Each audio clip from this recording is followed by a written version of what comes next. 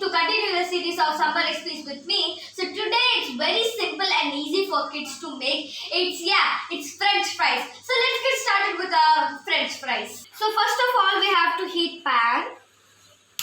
You should not keep it at max level. You should always keep it at sim level, because if you keep at max level, you have a lot of chances to get your hand burnt.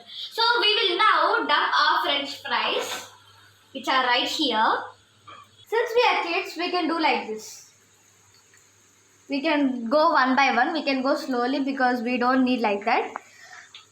And yeah, we can just go slowly because oil can be very harmful for your skin. Make sure the edges also come out. Okay. So now we will let it sit for like 2 to 3 minutes so that it can get the deep golden brown color that we are looking for. Now we have to mix it like this. Just very gently we have to move it. Since the oil should not come up, very gently we have to mix it. And we have to let it stay for some time. So now guys, it's time to take it out. Slowly we can take it. Taking it out, you make sure that the oil is out. And yeah, so let me just take it out. So next guys, I have done the round 2 because our French fries are taking a bit of time. Make sure that it's crispy and it's brown. And do you know guys why it's very easy for kids, but we should be very careful, and it's very healthy that we can make it in our homes by ourselves. Okay guys, now our French fries are golden brown. So we can now add, this is chaat masala.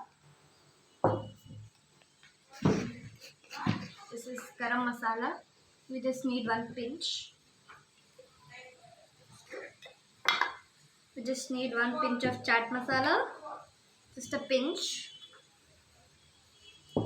And a pinch of garam masala.